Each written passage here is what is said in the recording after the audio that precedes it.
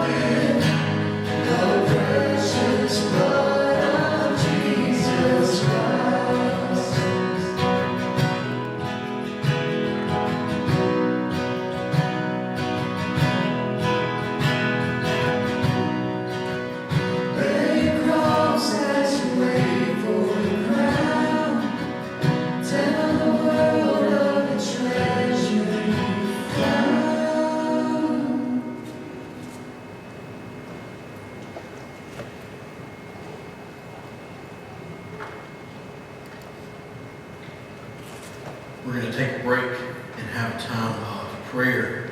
Before we do that, I want to read you a passage of Scripture that shows you the end of the story that we are studying. We're in week 2 of 6 weeks working through the beginning of the story of Joshua.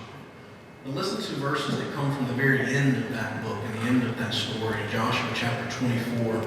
I'll begin reading in verse 14. Joshua, speaking to the people, says, "Now fear Yahweh and serve him with all faithfulness. Throw away the gods of your ancestors worshipped beyond the Euphrates River and in Egypt, and serve Yahweh. But if serving Yahweh seems undesirable to you, then choose for yourselves this day whom you will serve. Whether the gods your ancestors served beyond the Euphrates or the gods of the Amorites in whose land you are living. But as for me and my household, we will serve Yahweh." Our prayer for today, among all the things that we want to pray for, is prayer that we will have fathers who will lead their family to make such bold statements of faith to those they are entrusted to lead. As for me and my house, we will serve Yahweh. Let's pray together. Father, we want to thank you for the story of Joshua, for the way that it's providing courage and insight and guidance to us as we think about who we are and the work that's laid out in front of us. Father, we thank you that we know the end of that story, that you were faithful to them throughout, that you accomplished your mission through them. That gives us courage. It gives us hope and promise to hold on to, that you are faithful to us, that you will accomplish your mission. And Father, today we want to acknowledge the gift that a father is, and thank you for that. One that will lead, one that teaches us courage, one that teaches us kindness, one that teaches us how to work through the difficulties of life, one that brings joy and fun and excitement to the home. And God, we're thankful for that. We ask that you would inspire and encourage the fathers of our church to be like Joshua was, to make the decision to serve you, to lead our families to serve you, and to be diligent in fulfilling that mission.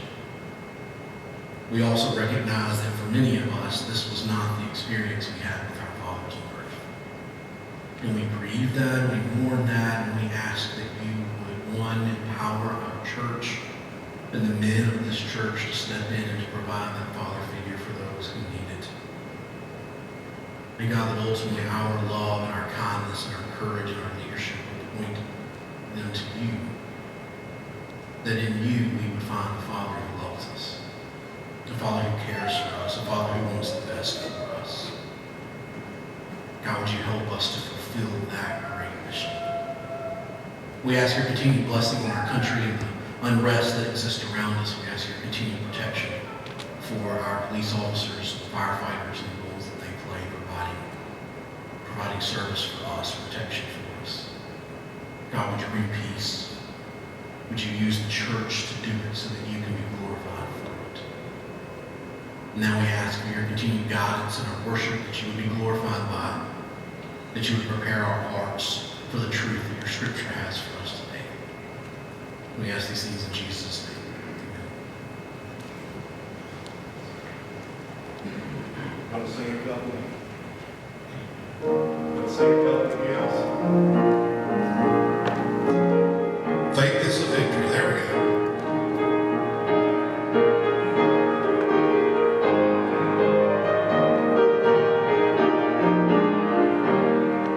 Encamped along the hills of light, ye Christian soldiers rise, and press the battle ere the night shall veil the glowing skies.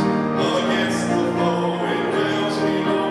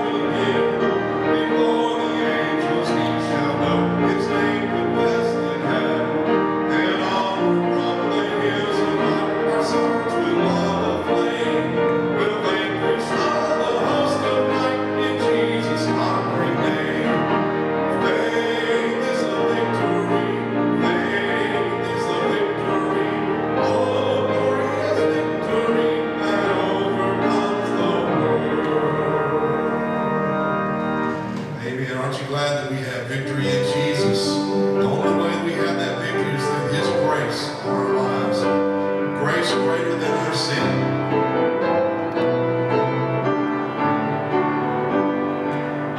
Marvelous grace of our loving Lord, grace that exceeds our sin and our guilt.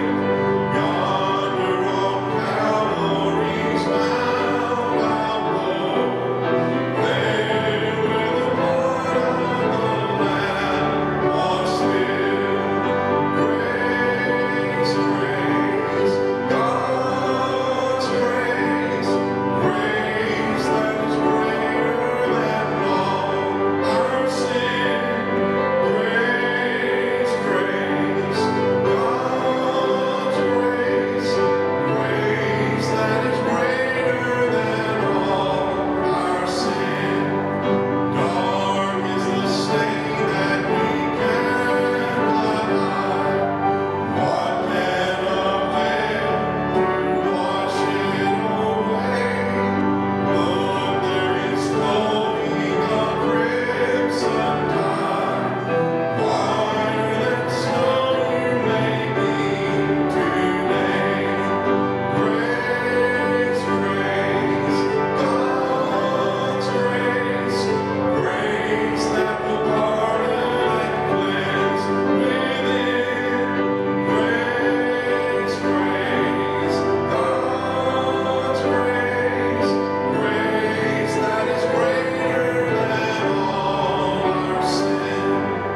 Marvelous infinite matchless grace, freely bestowed on all who believe. All who are longing to see His face, will you this moment His grace receive? Grace, grace, God's grace, grace that will pardon and cleanse within. Grace, grace, God's grace, grace that is greater than all our sin.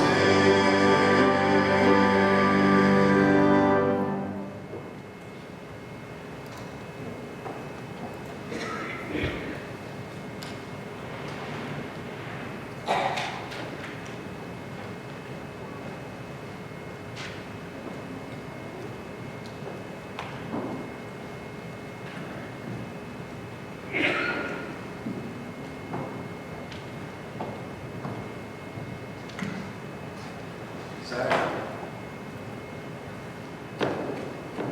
Maybe you can hear me. Zach Nevins is going to come sing for us today. This is one of my favorite songs, and it really speaks to kind of stepping back and kind of getting out of our own minds, our own hearts about how we determine things and letting God take control. So Zach, by the way, Zach probably embarrassed that I told you this, but Zach is starting vet school Monday, right? So you pray for him as he's doing great. He's got a great career ahead of him. He's a fine young man. So you smile and let Zach know you're glad he's here.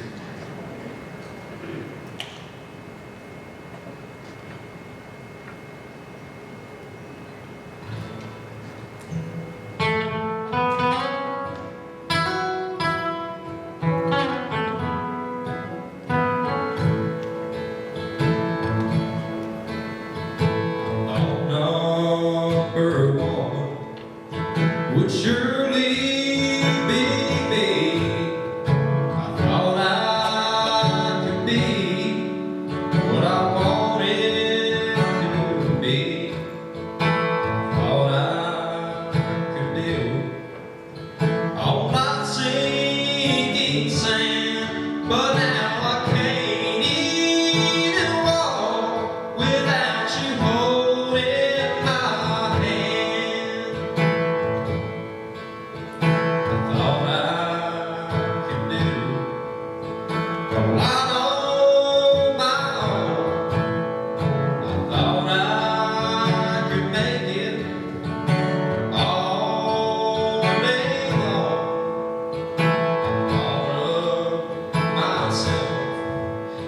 as a mighty big man, but Lord, I can't even walk without you holding my hand.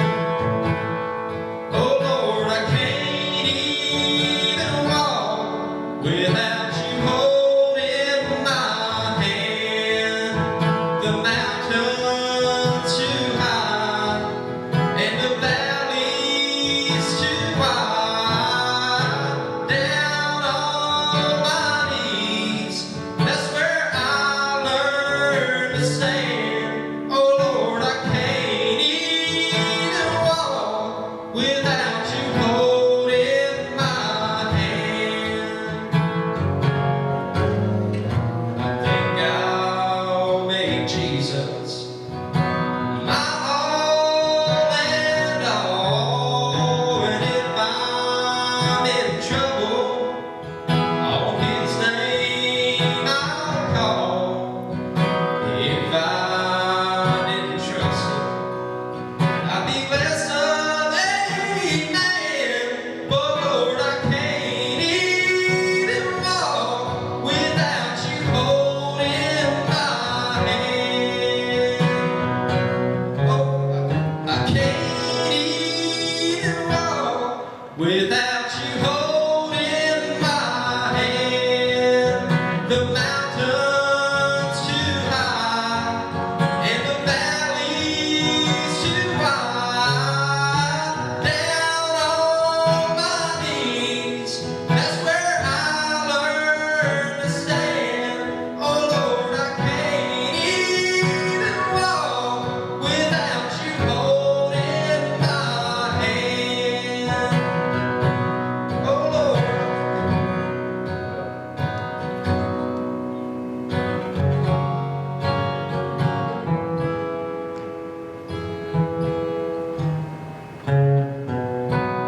Yeah, sorry y'all, I messed it up a little bit.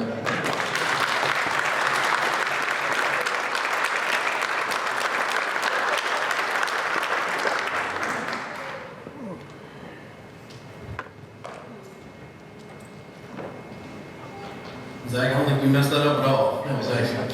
Thank you for that. And an appropriate story, an appropriate song to connect with the story we're looking at today. In Joshua chapter 2, I want you to turn your book there, your Bible there. We're going to read the entirety of it and give you just a second to get there. I hope that you connect with the idea behind this series about looking at Joshua as the ending of wandering, and if you're tired of wandering, of spinning your wheels, of just kind of walking in circles.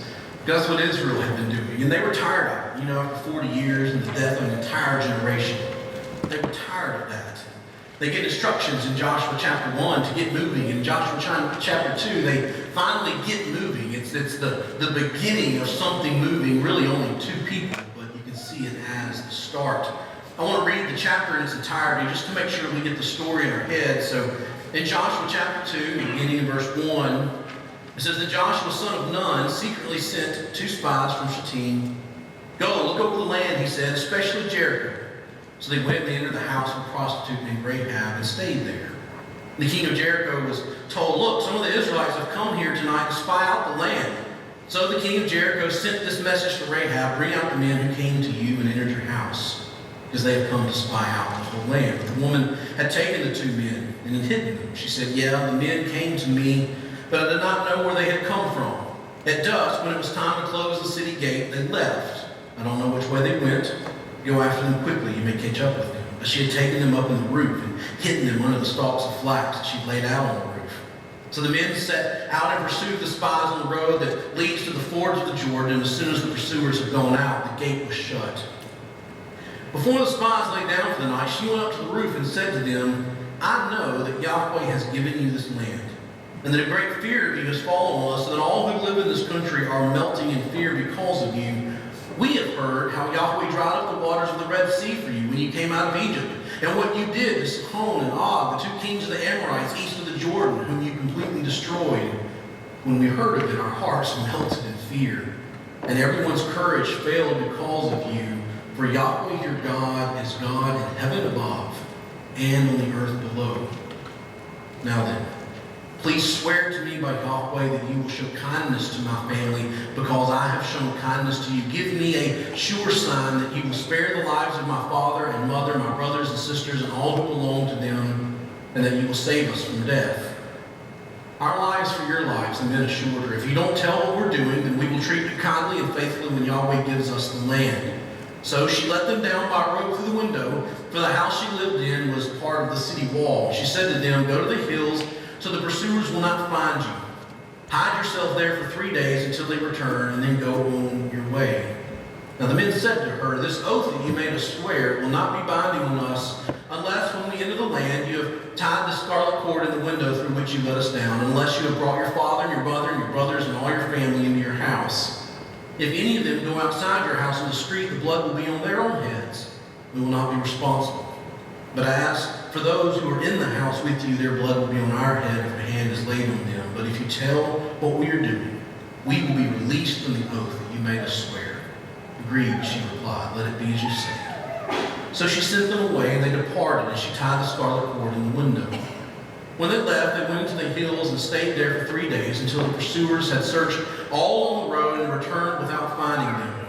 Then the two men started back. They went down out of the hills, forded the river, and came to Joshua son of Nun and told him everything that had happened to them. They said to Joshua, Yahweh has surely given the whole land into our hands. All the people are melting in fear because of us. Now remember what's happening in the story. Like Israel's been wandering, right? 40 years wasted, just wandering around, walking in this 250-mile circle over and over again, waiting on their parents to die, waiting on something finally to change in their life. And now when we get to the story of Joshua, this new leader has emerged, and God renews his mission to him, renews his mission with his people, and he encourages them. Essentially, if we sum up everything we looked at last week, he encourages them to believe the promises that he has made, and then to act on those promises and the belief they have in God. Now I want you to look at the way that chapter 2 ends. In verse 24, look at what the spies say to Joshua when they come back. Yahweh has surely given the whole land into our hands. All the people are melting in fear because of us. These spies go, they check out the land, they barely get out alive. Apparently they're not real good at it. Like it's funny, like you see in the story, these spies are not good at what they do. Everybody knows they're there. The king even knows what house they're hanging out in, right? But they get there, they do their job, they get out alive, they report back on what God is doing. And notice that's what they say. Like they're not talking about the things that they see. They're not talking about all the fortifications of the city. When they come back, they report that God is doing something, that God is keeping his promises. Yahweh has surely given us this land, they said. Notice one, like they focus on God and hear how there's this sense of certainty to it, as if it's already happened, as if the success has already started. You see this incredible statement of faith. It's not even, we think God is going to do this. We hope that God is going to do this. It's surely God already has. This has been accomplished. It's done. It's over. Success has been given to us. Already we see. Like literally, in chapter 1, God renews the vision. In chapter 2, 2 people are out doing something based on what God has said. That's all that's happening. But already God is keeping his promises, rewarding the faith of Joshua, rewarding the faith of the 2 spies. I want to think about what happens next then. Like if we think about, like for us to be able to stop wandering, for Israel to stop wandering in the desert, step 1 was for them to believe the promises that God had given them and to act on those promises, to reignite the faith that they had had 40 years before. Well, what's step 2 look like? What do you see in step 2? There's 2 things that jump out of this story, and it's been difficult to work through because they're just blazingly obvious to me, and then not wanting to spend 50 minutes on all the other fun little things. And these 2 things that just jump out of the story for us to hear this morning. The first one is this. To stop wandering, we have to wrestle with the importance of courage. How significant and important courage is, particularly in this story. Now you think about what courage is. If you were to define it, it's facing, or the ability to face fear with confidence. It's not the eradication of fear. It's not that fear doesn't exist. It's the ability to look fear in the eye and keep going, to know that something is terrible and keep going. In my spare time this week, I started watching this show called Chernobyl, and it's a telling of the story of the Chernobyl accident in the 80s and 70s. And it's fascinating because I keep seeing over and over again these Russian men walking into a nuclear reactor that they know is going to kill them, and yet they go anyway. Because they know that what they're doing will save thousands of lives. They know that what they're doing is necessary for the continuation of society, for human existence as a whole, really. And this courage, not to act like there's no fear there, but to face that fear and to keep going is fascinating. Courage is facing fear. I would even define courage as faith. It's looking at the reality of fear, looking at the possibility of danger, the possibility of death, the possibility of destruction, and having faith either in something internal or something external. Maybe in your own ability, your own strength. Some people can do that. They can face difficulties. They can face fear just because they're courageous, just because they have strength, because they know they're stronger than the person on the other side. That's not true for me, but I know it's true for many. So faith in themselves, but more really for us. Faith in something bigger than us.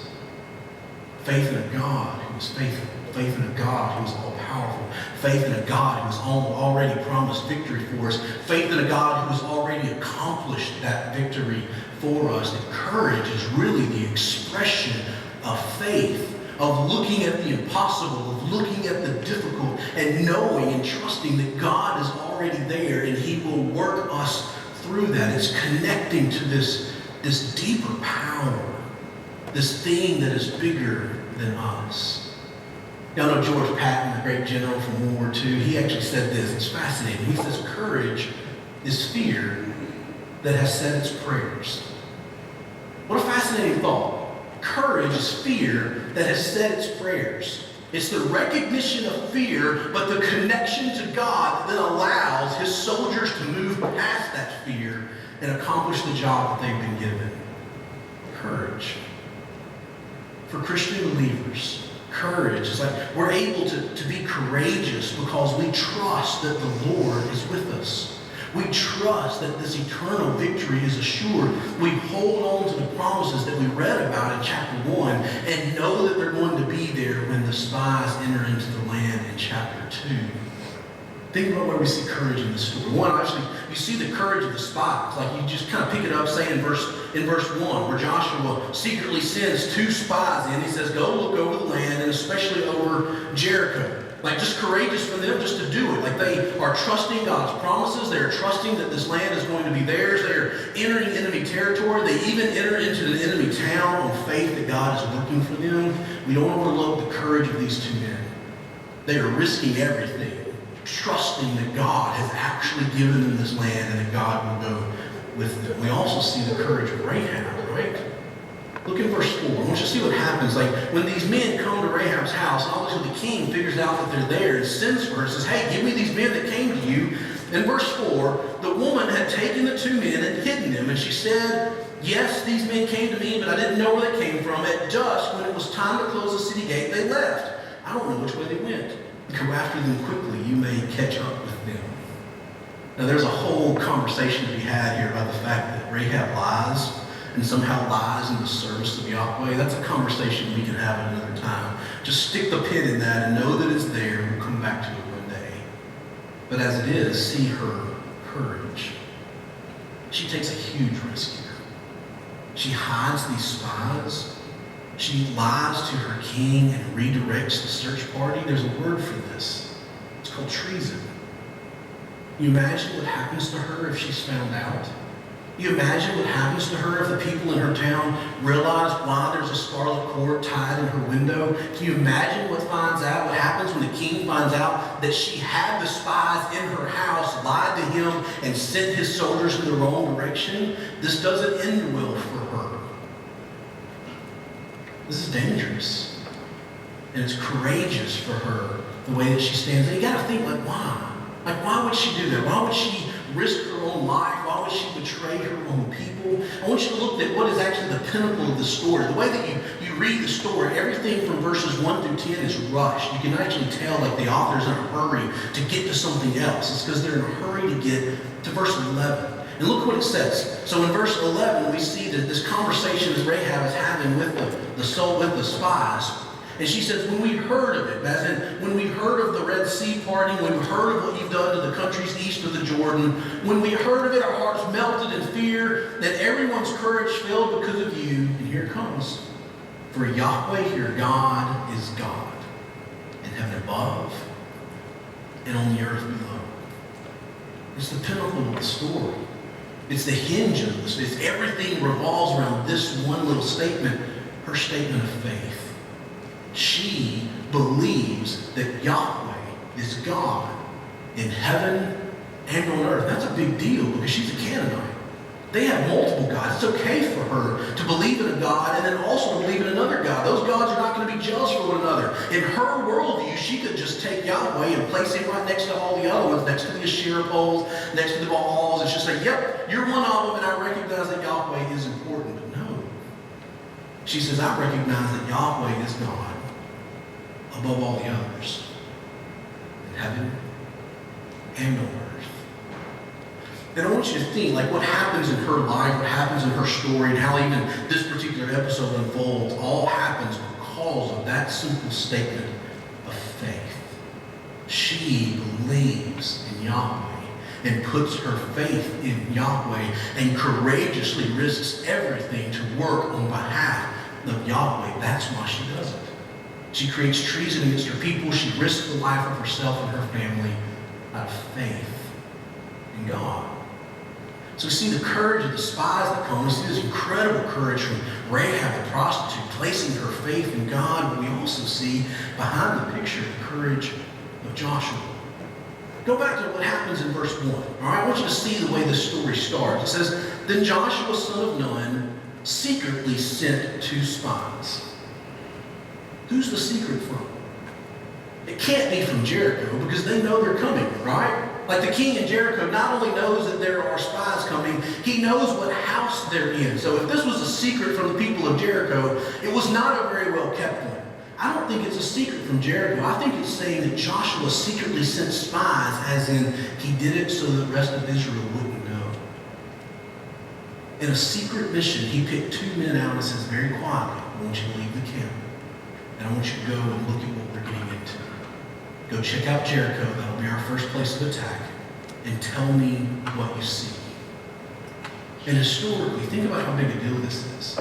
Like sending spies out for Israel is a big deal. Like they've tried this before and it didn't work out too well. The generation before them sent out spies and the result of that led to the 40 years of wandering and the death of that entire generation. They're going to be scared of this. And I think that's why Joshua does it secretly, is because he knows the answer coming from the people will be, no, we don't want any more spies. Remember the last time we did a spy? Remember the last time we tried this? It didn't work out for us. We can never do that again. We don't go there anymore. But Joshua, I think, shows courage. Courage enough to try again. Courage enough to send an envoy across the river like Moses had done 40 years ago. Trusting that God was at work and trusting the faith of these 2 men. And I love that. I love that behind the scenes and the courage exemplified by the spies, the courage we see responded to by Rahab is the courage of Joshua to try. He's willing to try again. He's not paralyzed by fear. He's not paralyzed by a previous failure. This is Joshua doing what God told him to do. Remember, God said, be strong and courageous. God told him again, be strong and courageous. The people echoed the word back to him, we'll follow you even to death as long as you will be what? Strong and courageous. So he is courageously doing the thing that his predecessor failed in doing. This is his faith being expressed. This is him saying, I trust that God has given us the land and I'm sending my men in there to see how we're going to take it. And I want you to think, like, if we're going to be wanderers no more, if we're going to stop walking in circles and get back on mission about who we are and what God's wanting to do in and through us, We can't be paralyzed by fear. We can't be paralyzed by past failures. Our failures are just leading up to the eventual success. There's this awesome video, I just watched it this week on YouTube. It's entitled, How Not to Land an Orbital Rocket Booster. All right, so you want to Google that. It's phenomenal. What it is a compilation of all the failures that SpaceX had in trying to land their rocket boosters back on either the drone ship or on their land. Because that's the whole idea that SpaceX is doing. They can send a rocket into space and then they recover the rocket. It comes back and lands by itself, and they reuse it and they send it again. It's phenomenal. And this little video, it's about 2 minutes long, keeps showing it blowing up, keeps showing it failing, and even has little quotes underneath where Elon's like, yeah, we messed this one up. Oh, that one didn't happen. We had a rapid, unscheduled departure kind of thing. It's hilarious to see it, especially in light of what happened a couple of weeks ago when we entrusted SpaceX to send astronauts on behalf of the United States. Failure after failure after failure after failure. And now the pinnacle of success. I remember I was at my dad's house helping him do some woodworking when that happened. We just took a break to go inside and watch the launch. I had to stand up. Like, I'm kind of a space nerd. I'm a NASA guy. I love that. I couldn't even sit on the recliner and watch it. I had to stand up and watch this success happen. After a whole series of failures. They missed so many times. And now they send a man into space. We can't be afraid of the fact that we failed in the past. We can't look at things that didn't work and be like, well, that means nothing's going to happen. That means that God's not blessing us. That means that God doesn't want to work here, or means that that idea doesn't work again now. We can't be paralyzed by fear. We can't be paralyzed by past mistakes. We can't be afraid to try new things. And we can't be afraid to fail sometimes. We can't let past failures keep us from trying again. I want you to hear, like when we think about wandering no more and getting focused on our mission, the importance of courage. Trusting that whatever God lays out in front of us, we can do it. We can pursue that, and trusting that whatever the enemy lays out in front of us, God has already defeated. To be courageous and try. So it starts there, like you hear this undergirding there that echoes back from chapter 1 about the importance of courage. But we also see this ethic playing out in the story. It's the importance of kindness. Kindness. An act that grows out of benevolence. The ability to be kind or nice to people, not just for niceness sake, but that comes from a benevolent heart, from a place of love. And we see this kindness. We actually learn it from Rahab. Think about what Rahab does in this story. She doesn't actually do a whole lot. But look at how she defines it in verse 12.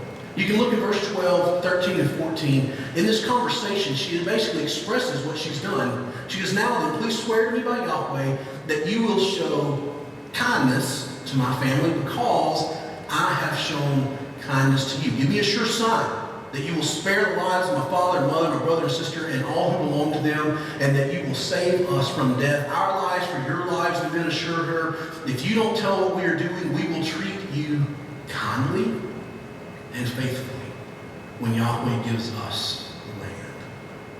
What has she done? She's hidden the spies. She's misdirected the rescue party.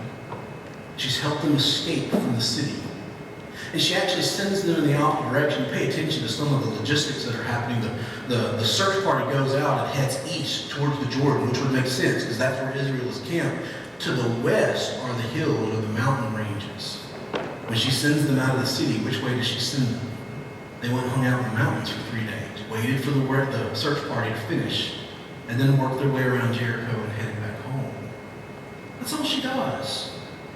She protects them. But think about what this protection does. Think about what this kindness has accomplished in the story. Her kindness saves the spy's life, saves the life of her family. It's the reason she's going to survive the assault that is coming. It's the reason that her family continues to exist even after all of Jericho is destroyed. Her kindness saves all of their lives. Her kindness turns enemies into partners. She and the spies are enemies. They're coming from opposite sides, just like Republican and Democrat. They're not supposed to get along. And yet somehow the the kindness that she expresses to them turns those enemies into partners, actually into family. Ultimately, we see the kindness of Jericho. It results in her becoming part of the family of God and part of the lineage of Jesus, the Messiah. Rahab is listed in Matthew chapter 1 as the great-great-grandmother of King David. All because she was kind to the spies. I want you to think, like, this whole story, this whole episode that opens the door for Israel to come into the promised land and to accomplish the conquest that God has laid out for them, it hinges on courage and it hinges on kindness as expressions of faith in God. And for us, let's think about how significant, how important kindness is for us. Like, so internally, within the church body, if we're going to work together in order to accomplish the Great Commission, we kind of need to be kind to one another. We can't create distractions by bickering and through bitterness. That doesn't work. Our kindness, our benevolence expressed to one another is key to our eventual Great Commission success. One of the things that I've learned from paying attention to what happens in Congress, you think about the way things are supposed to happen in Congress, the way that they've happened in the past, is there's these rules of decorum. You can actually go home and do a Google search and look at all the rules of decorum that exist in the House of Representatives. There's tons of things that define how congressmen are supposed to speak, interact, and respond to one another when they're in the same room. And the rules are there so that people who don't agree on anything can work civilly to pull out a mission that's for the betterment of the greater good. We know what happens when they start breaking those rules, don't we? We think about how significant that decorum is for us to be able to accomplish anything in the country. It starts with kindness. The idea that if we can't be kind to one another, we can't accomplish anything together. So internally, kindness is the backbone for us to be able to be courageous in our mission. And then externally, if we're going to accomplish this Great Commission, we've got to be able to interact with people.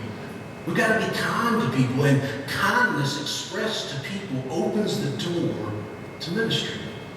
It opens the door to the presentation of the gospel. We talk about this a lot. It's one thing that I've learned, like in youth ministry, and Kevin and I talk about this a lot as we're strategizing how to do things here, is especially like, so you deal with people, you deal with teenagers especially. You have to earn the right to speak into their lives. People don't just give you the right to speak.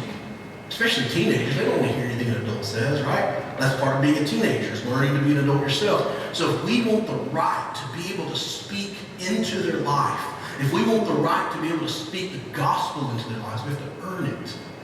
How do you earn that right? By kindness. An expression of our love to them. Kindness is key to the success of our ministry, the success of our mission, both internally as we treat one another correctly and externally as we reach others in the name of Christ.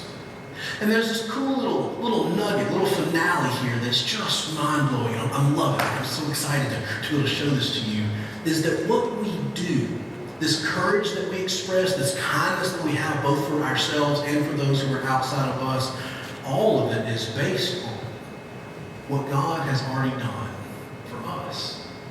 Look in verses 12, 13, and 14, what we just read. Can anybody guess what cool theological Hebrew word is used 3 times in those verses? Please swear to me by Yahweh that you will show kindness to my family, because I have shown kindness to you. In verse 14, if you don't tell what we're doing, we will treat you kindly. That's the English word for the Hebrew word, chesed. Hesed is the word that the Old Testament authors use when they talk about the goodness of God.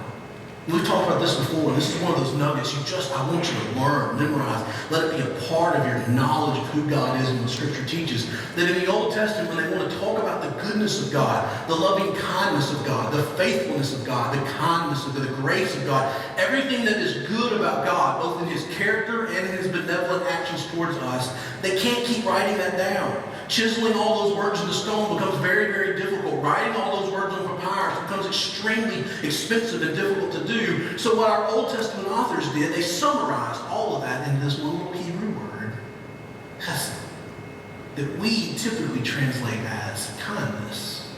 But that word, hesed, delivers for us everything that is good about God. So when you think about God, and anything that can be good about God, the word hesed is the correct word. His faithfulness, his kindness, his generosity, his graciousness. The hesed of God is the full expression and manifestation of who God is.